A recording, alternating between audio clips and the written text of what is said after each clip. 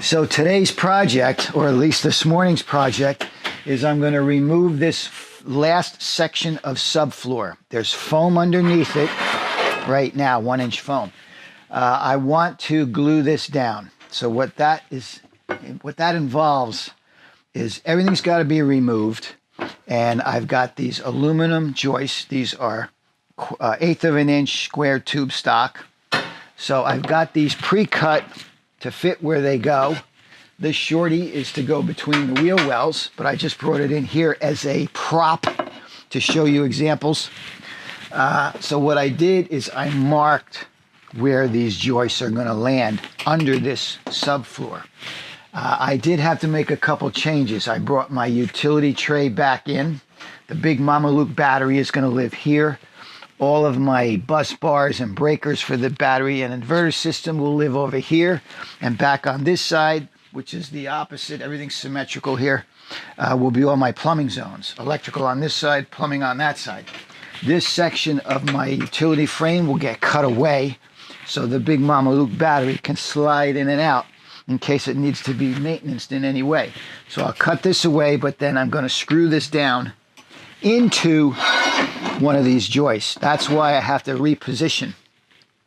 Generally, I'll mark a joist and I'll put it in place right on either side of the wheel well, because the wheel well in a van is basically a transition point for furnishings or rooms or your floor plan. You know, you got to work with these wheel wells. So typically you'll begin or end something on the wheel well. In this van, that's not the case. I've actually bridged over the wheel well with this utility shelf, and I've actually bridged over the wheel well with my dinette bench seats. So this marking that I put in originally is no good. So I put this back in, I remark it because I want this to land through the floor and land right on top of one of my joists. I've got a lot of room under these wheel wells. The way this design is, I've got a tremendous amount of room under here for my mechanicals. Like I said, bus bars, breakers, solar controllers, that's all in this compartment. And I would still leave room in front of my wheel well under the dinette bench for shoe storage. Again, toes, like a ballerina, store your shoes on toe. This side, same thing, plumbing zones, water pump. I mean, it's a very, very good system. And of course, everything will be accessible from inside the van. So now let me get all this out of here and I'll show you how I'm going to locate these bars. How am I going to glue them? How am I going to cut the foam to fit in between all of these? That's next.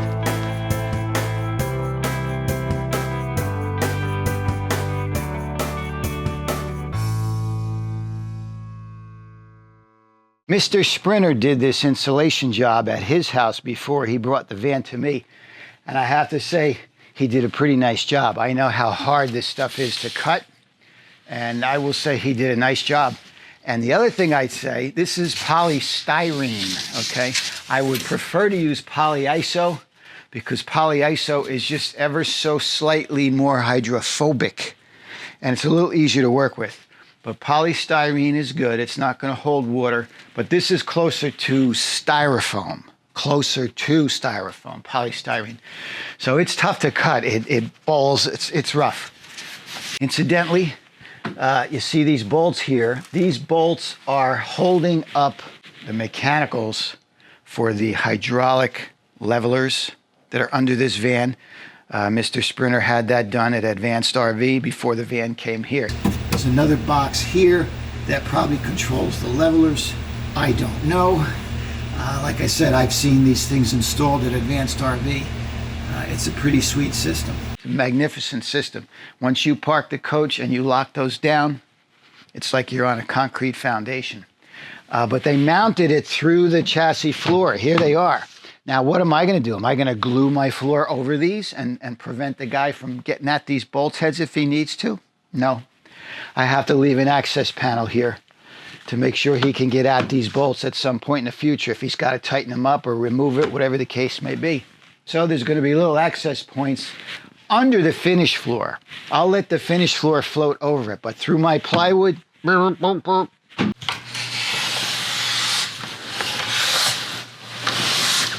Light on the ruler, right? Heavy on the ruler. Just testing you to see if you were listening. I'm making room within this sheet for each of my 1-inch floor joists because it was already pre-cut. Pretty simple, right?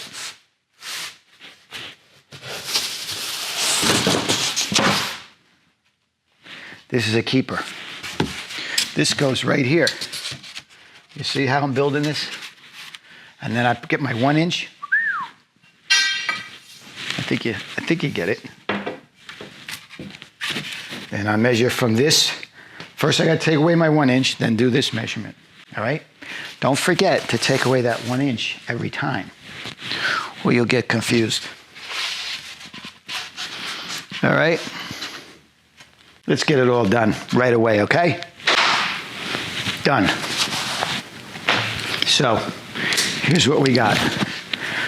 We're all assembled, and these joists are resting perpendicular to the ribs in the floor. Everything gets glued together. Now I'm able to glue this in, press in my foam nice and tight, squeeze them all together, all on top of the ribs. There's airflow underneath. Now, if you remember, right here is where my big Mama Luke battery sits, right here. This joist is to hold my utility tray, okay? I want that weight to transfer right down through to the floor. The Mama Luke will very well sit between these two joists, so it'll only be resting on the plywood. That's no good. 1/2-inch plywood and a 160-pound battery. So what I'm gonna do is I'm gonna find 2 of those high ribs, and I'm gonna glue these down to those high ribs, cut away the foam, and then my Mama Luke has support. The weight of that Mama Luke gets transferred right down through to the van floor. It's not just depending on a suspended 1/2-inch plywood and foam. I could come across with another one, but I think I've got cutoffs. Why would I cut another piece of material? I've got cutoffs. I can put in as many cutoffs as I want to come across on those high spots to support that battery. That's what I'm gonna do. It'll be on the floor. You'll never see it. All right, we're ready to start grinding and gluing. Before I start gluing down my joists, my struts, the way this is gonna work is I'm gonna have my joists, right? And then I'm gonna glue my plywood to those. Okay, now I've just buried my joists and I don't know exactly where they are. So what I'm gonna do, what I'm doing right now, and you are witnessing it, is I'm putting in these stand-in joists, okay, running perpendicular to the floor ribs. Then I put my 1/2-inch plywood down and I run a line on the sidewall. The reason for that line is so that I can put some tape at least up to that line, so that when I do glue in my joists, just before I lay in my plywood, see, you can see the tape. So as I glue in the joist, I'll make a mark, okay? Dead on, nice and square with a square. Now when I put in my plywood floor, I will see those marks and I will know where I need to put my screws, where I need to land my furniture, so I can tap into a joist. You do that on either side. You should do it on either side. You have to do it on either side. And you would do it all the way down the floor to the front.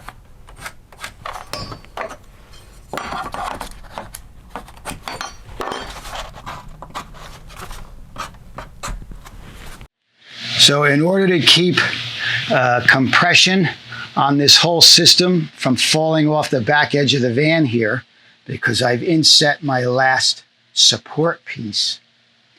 Let me see if I could, I put in these spacers. Let me see if I can set this. There we go. You can see that my spacer sets inside the lip on this plastic piece, and pushes up, keeps this joist up on the high point of the high spot in the floor. See how it ramps down here? So I want my last support joist to be on the highest flat part of these things. Get some of that light out of the way so you can see it. But there's a recess, there's a lip right there. This thing just stays right in there and holds my piece where it belongs, so that when I'm marking and gluing and all such, it'll stay where I want it to stay. So another thing I did with this all set in place is I very carefully lift out a section of foam. That allows me to come in and, without moving my studs, my joists, see this, I can mark where the high spots are, where my joists are going to go on the high spots. And the reason I need to know that is because I need to grind this down to bare metal and then put a dollop of paint, a dollop of adhesive in that spot and in that spot only. So where these joists are crossing the high spots, that's what I'm marking. So I took that one out, I marked them, put that one back. Then I can take out this one very carefully and mark this one. See? And then put it back. So now everybody's marked. The next step is to take everything apart and grind down these spots. So now I've got my joist marks on the tape, and everywhere there's a high spot, I've got a blue X, and that's where I'm going to grind. Those are all my high spots. They're all the way across, everywhere I need them. And like I said, we got, can you see that? There's our joist mark. Everywhere there's a joist, there's a mark. So we're covered. It's time to grind.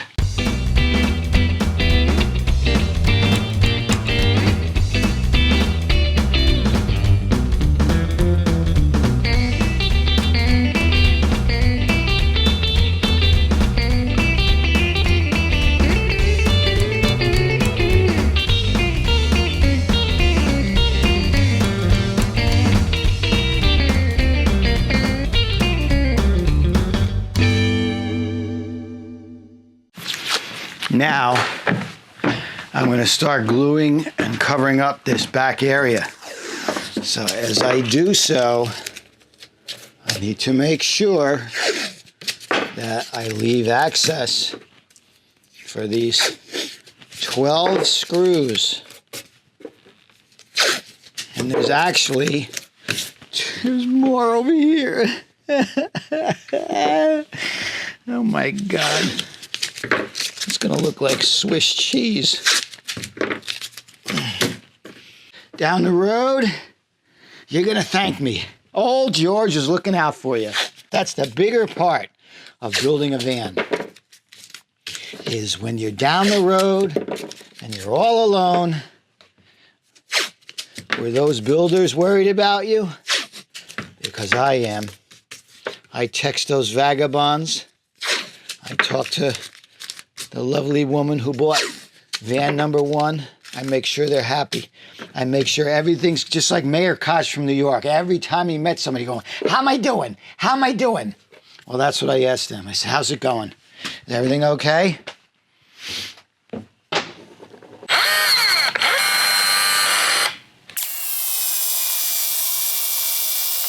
Here we go. Lock that baby in right there. Okay, my boards are in place. I'm just going to put a little bit of adhesive in the middle, and what I'm hoping this will do is prevent that foam board from squeaking. All right, so the foam piece goes in next. Same thing. We move it about, lock it in.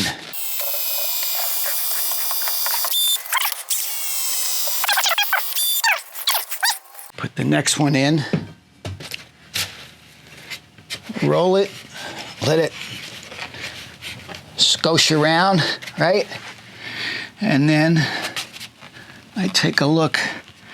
My dollops are big enough that I've covered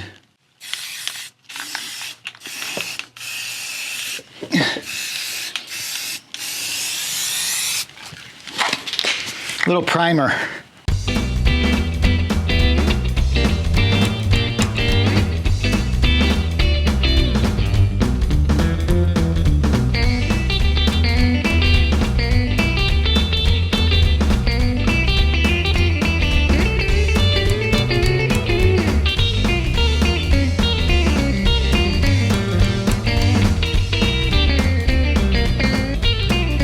This guy is a little bit different.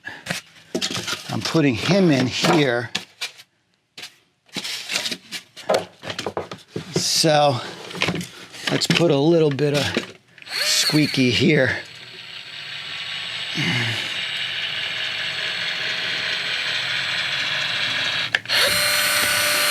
Okay.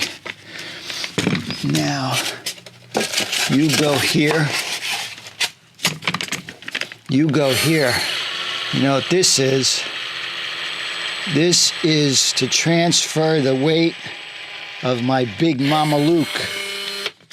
Remember the Big Mama Luke? Now I didn't put any, now I need number 2. I didn't put any, I didn't scrape away for these guys. They're just gonna sit underneath and take the weight.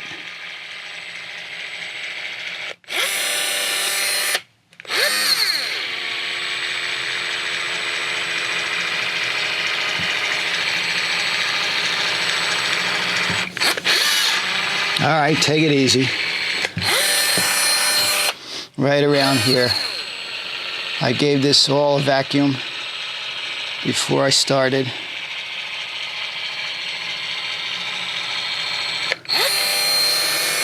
Okay, where do we need some? Right there.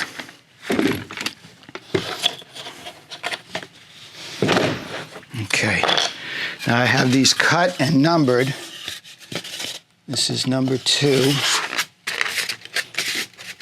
like that, and then another stick goes here.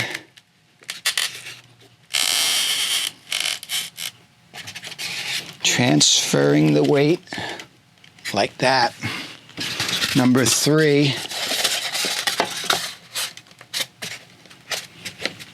And then a stick transferring the weight.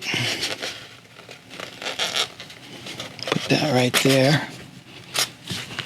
Number 4. Still recording? All right. You let me know when you run out of steam. And number 4. Oh, this is going to be a, what do they say, rock solid? Look at how that's going to transfer the weight of the Big Mama Luke. I like that. One more piece. Now, as it turns out, I was short by 1 inch on my insulation, but I had to cut away the 1 inch for these guys. Save your cutoffs. There are times where you could use them, and then you'll feel like you're very smart. This is a weight bearing right here, so I'm going to load this one up. There we go. I love this gun. I love this gun. Okay, you are going right there. Whew, nice. And then we'll fit you guys, oh, right in there.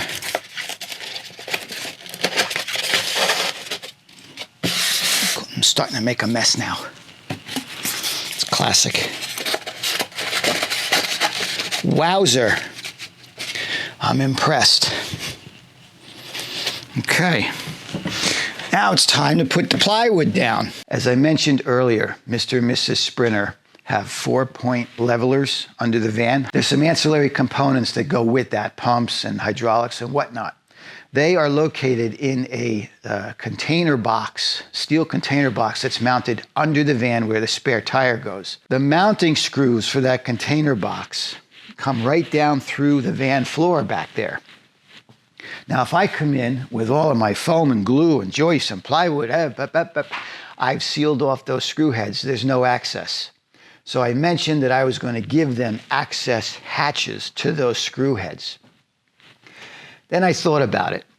And you know what? The day, God forbid that that day should ever come, that we need to get access to these screw heads, it's going to be rare. It's going to be rare. We buy cars and we drive them for 10, 15 years, nothing shakes loose. Sometimes it does, but most times it doesn't. So instead of cutting access hatches, what I did is I marked the location of where those screws are. And I sized these panels in such a way that with a small circular saw, you can do a plunge cut. And I marked it, plunge cut, 1/2-inch plywood. So at that point that you need to get at these screws, and God forbid, may we pray that day never comes, you'll be able to cut right in here and get access to these screws. My finished floor, which floats on top of this beautiful teak and holly sole, is a click lock engineered floor, and it's going to float back here. So you would just remove this rear protection, unclick the floor, and now you've got these markings should you need to get at these screw heads at some point in the future. And God forbid, may that day never come.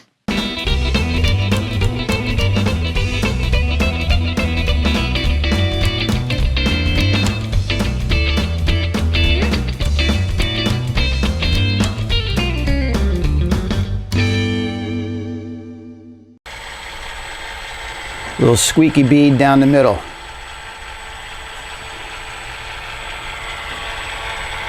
This is fun. Look at that. I could be a baker. What's that guy? Cake Boss? Watch out. I'm coming in with my fondant.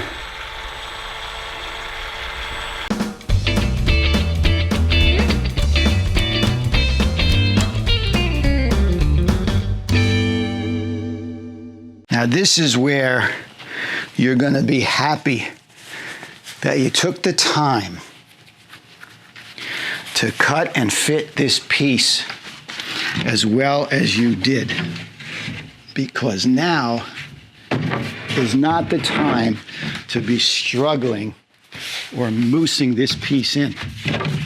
This has got to go in nice and easy without making a big mess. Right there. Oh. Look at that. Look at that fit. So now what I can see